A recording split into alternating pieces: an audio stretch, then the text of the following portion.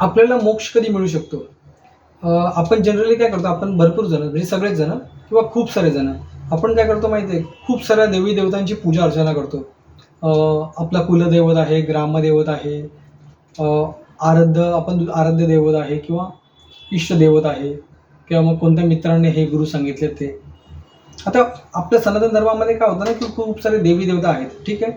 ते ठीक आहे. प्रत्येक गोष्टी देवी देवतांच्याकडे वेगवेगळी क्षमता आहे आणि ते वेगवेगळ्या रिझनसाठी आहेत, की तुम्हाला हे हवं आहे तर पैसा हवा आहे तर लक्ष्मीची पूजा करा, शक्ती हवी तर अमुक देवता, भक्ती हवी तर अमुक देवता. ठीक आहे. हे सगळ्या गोष्टी ठीक आहेत. तुम्हाला संसारात राहायचं आहे तर तुमच्यासाठी ही गोष्ट ठीक आहे. ही नॉर्मल गोष्ट आहे. पण एक लक्षात घ्या, जेव्हा तुम्हाला मोक्ष हवा आहे, ठीक आहे. आता मोक्ष जेव्हा हवा आहे ना, त्याचं पण काही कंडिशन आहे, काही रूल्स आहेत आपल्या धर्मशास्त्रानुसारच, की इतर कोणत्या देवी देवतांना पूजू नका. कोणता तरी एक इष्ट देवता निवडा. अगदी कोणताही, अगदी कोणता म्हणजे कोणताही. ठीक आहे. एक कोणतेही गुरु निवडा. असं नाही की देवी देवता निवडा, कोणतेही गुरु निवडा आणि त्यांना ना तुम्ही 100% समर्पित व्हा. म्हणजे उद्या तुमच्या गळ्यावर कोणी तलवार जरी ठेवली तरी तुम्ही त्यांना समर्पित व्हा, की हे माझे गुरु आहेत किंवा हे माझे देवी देवता आहेत किंवा हे माझे आराध्य आहेत, हे माझे इष्ट आहेत, हे मला वाचवतील. नंतर त्यांनी समोरच्याने गळा कापला तरी चालेल, पण तुम्ही मरणालाही तयार आहात आणि तुमचे गुरु तुम्हाला किंवा तुमचे देवता तुम्हाला वाचवतील एवढा तुम्हाला विश्वास हवा आहे. तर तेव्हाच तुम्हाला मोक्ष मिळू शकतो. कारण काय होतं ना, की आपण इतर देवी देवतांना मानतो किंवा पूजतो आणि आपल्या मेन गुरु किंवा मेन इष्ट देवता आहे, आपण त्यांना पूजतो. मग काय होतं ना, की आपल्या प्रारब्ध जे कर्म आहेत ना, पूर्वजन्मांचे कर्म, ते कम्प्युटरमध्ये कशी एक फाईल असते, आपला डाटा असतो, तसं ईश्वराकडे पण तो एक डाटा आहे, राईट?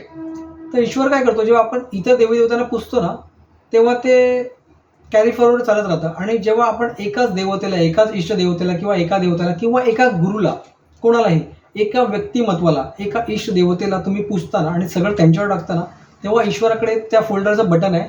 ते तुमचे प्रारब्ध कर्म एका मिनिटात बटन दाबून सगळे नष्ट करू शकतात, जुने. आणि जुने प्रारब्ध नष्ट झाले तर समजा तुम्हाला ह्या जन्मात मोक्ष मिळालाच पाहिजे. लक्षात घ्या. पण याच्यासाठी काय कंडिशन आहे? 101% समर्पण. कोणताही एकी देवी देवताचं. मी कोणालाच म्हटलं नाही, की ह्या देवाला माना किंवा ह्या देवी देवाला मानू नका किंवा हा देवता श्रेष्ठ आहे, हा तेवढा श्रेष्ठ नाही आहे मोक्षसाठी. मोक्ष तुम्ही लिटरली कोणत्याही देवी देवतांना मानून मिळवू शकता. आणि कोणते गुरु, मग जीवित गुरु आहेत किंवा आता या जगात गुरु नाही आहेत, ते तुम्ही त्यांनाही आपला आराध्य बनवू शकता. कारण गीतेमध्ये श्रीकृष्णाने सांगितलंय, तुम्ही कोणालाही पूजा, कोणालाही भजा, तरी ते शेवटी ती आराधना माझ्यापर्यंत पोहोचणार आहे. आलं का लक्षात? पण काय होतं ना, की आपण 2-2, 3-3 इष्ट देवी देवता, हा देवी देवता, तो देवी देवता पूजतो ना, आपल्या जे ऊर्जा आहे ना ती डिस्ट्रीब्यूट होते आणि आपलं मेन दैवत आपल्यासाठी तेवढ्या याच्याने कार्य करत नाही. त्याचे पण रूल्स आहेत. मग तुम्ही कोणत्याही एका शक्तीसमोर तुम्ही नतमस्तक व्हा. 100% समर्पण करा. समर्पण हे महत्त्वाचं आहे, पण ते 100%.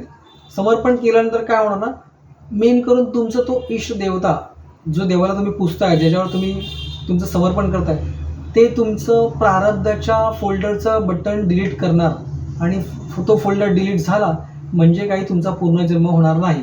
समजलं? आणि मग तुम्हाला ह्या जन्मातही मोक्ष मिळेल. मोक्ष मिळवणं तितकंसं कठीण नाही आहे. आपले आता खूप सारे लोक सांगतात, की मोक्ष मिळण्यासाठी हे गरजेचं, ते गरजेचं आहे. पण मोक्ष मिळवण्यासाठी खूप काही सोपे रस्ते पण आहेत. पण कन्सिस्टन्सी आणि एकाग्रता आणि दुसरी गोष्ट तुमचं 101% समर्पण पाहिजे. लक्षात आलं का? ठीक आहे. नमस्कार.